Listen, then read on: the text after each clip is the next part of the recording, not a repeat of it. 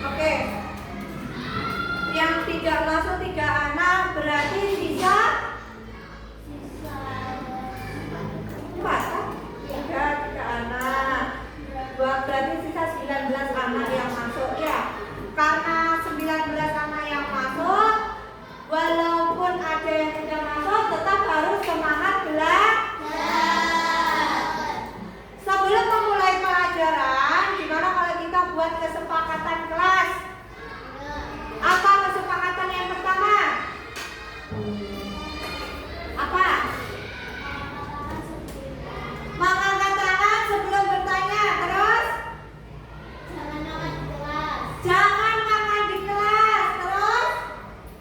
Naila? Tidak boleh rame. Ada lagi? Yang cowok ini. Tidak boleh buang sampah sembarangan. Ada lagi gitu? Mungkin? Tidak. Berarti hanya ada 4 kesepakatan ya? Disepakati apa tidak? Oh boleh Mas Reza apa? Tidak boleh omong kotor, tidak boleh omong sendiri waktu pelajaran. Mas Arjuna? Boleh mengganggu teman yang mengerjakan tugas. Tidak boleh mengganggu teman yang mengerjakan tugas. Mbak Uma? Tidak boleh lari-lari selama pembelajaran di kelas. 7 kesepakatan ini sepakat apa tidak? Harus disepakati bersama loh ya. Tidak boleh ada yang melanggar. Pintar. Nah, sebelum memulai pelajaran pada hari ini, biar semangat gimana kalau kita tepuk 7 kebiasaan anak Indonesia hebat. Tahu kan? Tahu. Coba berdiri semuanya, ayo. Kita tepuk kebiasaan. Barika dipepet teman-temannya. Tepuk 7 kebiasaan anak Indonesia hebat. Bangun pagi beribadah olahraga. Teman belajar makan sehat dan bergizi. Ayo bermasyarakat, tak lupa istirahat. Aku adalah anak Indonesia hebat. Lagi. Coba diulangi lagi yang semangat. Ayo Barika. Tepuk 7 kebiasaan anak Indonesia hebat. Makan pagi beribadah olahraga. Teman belajar makan sehat dan bergizi. Ayo bermasyarakat, tak lupa istirahat. Aku adalah anak Indonesia hebat. Oke, terima kasih. Pelajaran hari ini itu melanjutkan pelajaran yang sebelumnya. Pelajaran yang sebelumnya kalian sudah belajar dan mengenal apa itu kecerdasan artifisial atau KA, atau yang sering kita kenal sebagai AI. Coding, ya. Kemarin kita sudah belajar apa itu coding, apa itu KA, apa itu AI. Untuk hari ini kita akan belajar kekurangan atau limitasi dari kecerdasan artifisial. Nih. Hari ini kita akan belajar ini ringkasan materi limitasi kecerdasan artifisial. Kalau minggu kemarin kita belajar tentang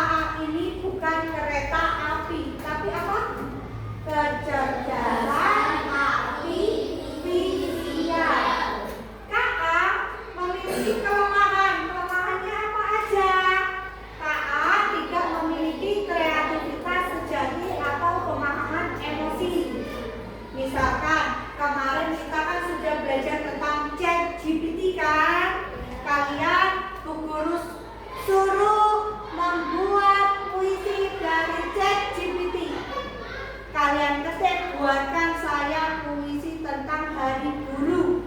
Langsung keluar. Puisi tentang hari guru langsung keluar. Seperti ini contohnya.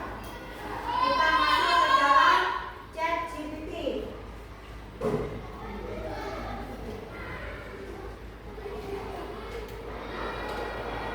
Nah, kemarin kita sudah belajar ini kan? Sekarang kita suruh ChatGPT membuat puisi.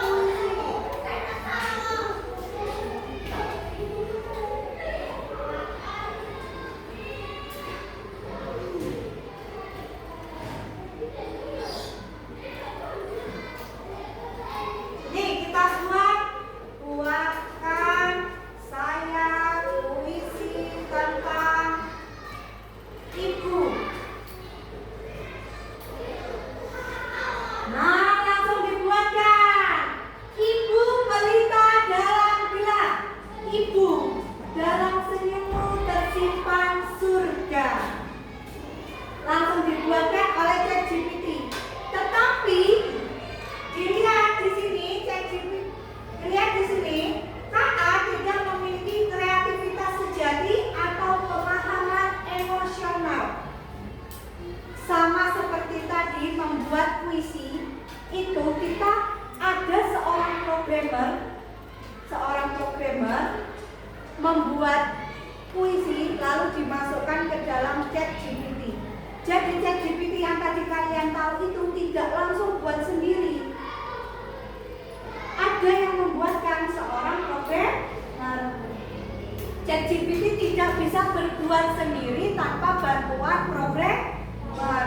Terus kelemahannya lagi, ChatGPT hanya bisa membuat puisi, tetapi dia tidak bisa memiliki perasaan, tidak bisa memiliki emosi. Coba, kalian sudah pernah belajar membuat puisi kan? Kalau buat puisi harus menghayati. Kalau puisinya sedih, berarti kita harus puisinya senang, kita harus senang. Kira-kira ChatGPT kalau membuat puisi sedih, chatnya sedih nggak? Kalau buat puisi senang, chatnya senang nggak? Nah, itulah limitasi atau kekurangan dari AI, kekurangan dari kecerdasan artifisial. Yang lanjut, kita lanjutkan. Selain tidak memiliki emosi dan kreativitas, KA hanya meniru, bukan menciptakan secara orisinil. Ini yang Bu Guru bilang tadi. KA itu dibuat oleh seorang programmer, diprogram oleh seorang programmer. Dia tidak akan bisa berdiri sendiri, tidak akan bisa membuat apapun yang kalian inginkan tanpa bantuan dari programmer. Tidak mampu memahami konteks seperti manusia. Kalau manusia punya pikiran, punya perasaan, sedangkan KA, kecerdasan artifisial ini, AI ini tidak memiliki dan tidak mampu memahami konteks seperti manusia. Anggap aja robot punya perasaan nggak? Enggak. Terus prediksi KA sangat tergantung pada kualitas dan keberagaman data. Misalkan kita meminta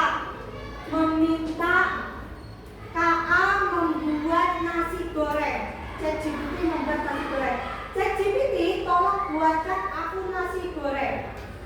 Padahal kalian pinginnya nasi goreng Jakarta. Tetapi KA memberikan contohnya nasi goreng nasi goreng Jawa.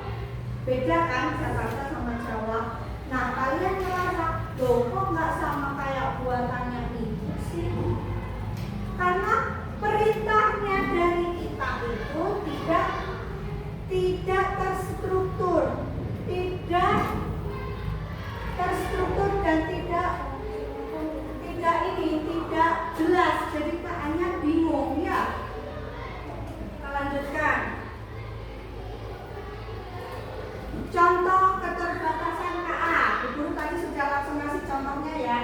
ChatGPT bisa menulis puisi tapi tidak punya emosi. Sistem pengenalan wajah gagal mengenali orang berkulit gelap karena bias data. Aplikasi rekrutmen bisa diskriminatif jika hanya dilatih dengan data dari satu gender. Tanpa ada data berkualitas, hasil prediksi bisa melesat. Contohnya kalian buka YouTube.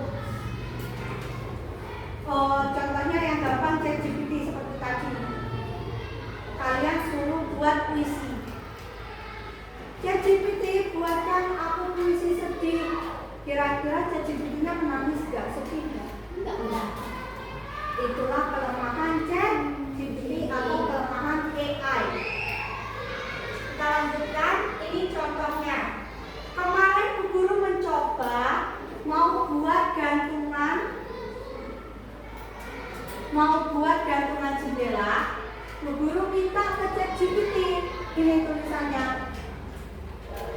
Buatkan dengan 38 provinsi yang ada di Indonesia, buatkan dengan tampilan baju adat masing-masing per daerah. Buat kartun sederhana dengan background netral dan tolong pasangkan pria dan wanita seperti contoh di atas. Guru ini maunya dibuatkan satu-satu kayak Jakarta sendiri, Sumatera sendiri, Kalimantan sendiri. Tapi ternyata ChatGPT-nya nggak paham sama apa yang Bu Guru suruh. Data yang Bu Guru berikan tidak valid dan tidak terstruktur. Akhirnya sama ChatGPT dibuatkan jadi satu seperti poster. Besok kalian kalau mau minta bantuan ChatGPT, tolong distruktur. Kalian maunya seperti apa, kalian inginnya seperti apa. Misalkan buatkan aku animasi seperti wajahku, memakai kerudung berwarna hitam, perempuan usia 7 tahun, memakai baju berwarna pink, memakai rok berwarna biru, bersepatu putih, harus terstruktur dan lengkap. Ya. Contoh limitasi kecerdasan artifisial. Kita lanjutkan. Mengapa data berkualitas penting? KA belajar dari data, bukan intuisi. Data yang salah, hasilnya pun akan salah.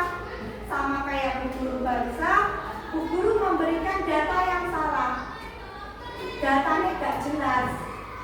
Akhirnya ChatGPT memberikan hasil yang salah. Harusnya Bu Guru bilang buatkan per provinsi satu provinsi satu gambar dengan baju adat yang sama dan bla bla bla bla. Mungkin kalau Bu Guru merintahkannya dengan terstruktur, hasilnya pun akan terstruktur. Atau mungkin saat Bu Guru memerintahkannya dengan benar, hasil ChatGPT-nya juga benar. Jadi tergantung dengan kita juga ya.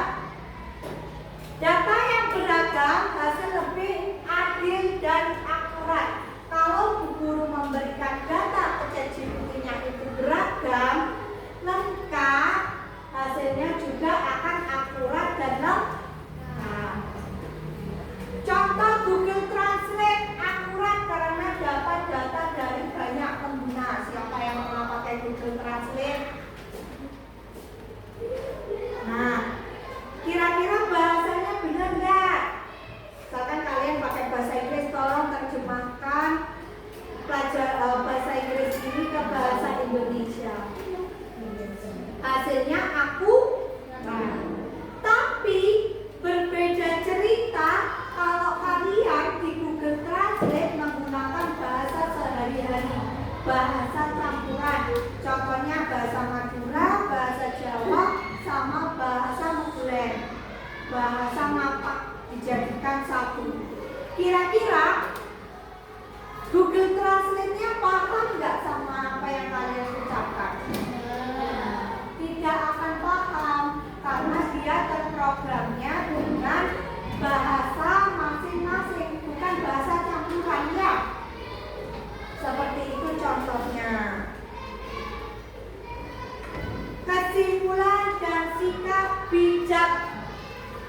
kesimpulan dan sikap bijaknya, kecerdasan artifisial sangat membantu, tapi bukan tanpa kekurangan. AI sekarang itu memang membantu sekali di pendidikan, terutama untuk kalian yang masih belajar, sangat membantu. Tetapi juga ada kekurangannya. Kekurangannya sama yang tadi guru jelaskan, ya. Ya namanya aja robot, pasti ada aja kurangnya. Kalau datanya tidak sempurna. Tetapi jika programmer memberikan data yang sempurna, hasilnya pun akan sempurna. Tetap butuh pengawasan manusia. Kira-kira ChatGPT itu bisa nggak bergerak sendiri? Tetap membutuhkan perintah dari kita. Pahami keterbatasan agar tidak bergantung sepenuhnya. Kalian juga harus memahami keterbatasan AI ini. Misalkan carikan aku jawaban dari penjelasan siklus hujan.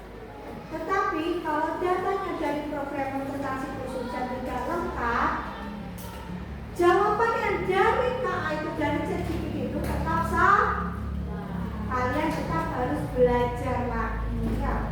Jangan hanya mengandalkan AI sekarang. Harus tetap belajar, harus tetap mencari ilmu. Jangan hanya bergantung kepada robot.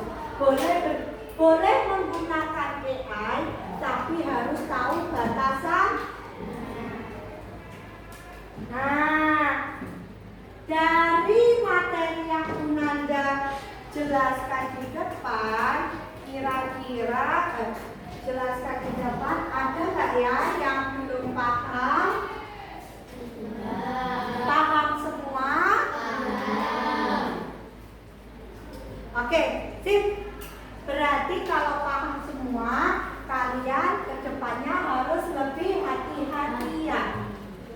Sekarang Bu Guru mau kalian membentuk kelompok, kalian tulis di kertas apa kelemahan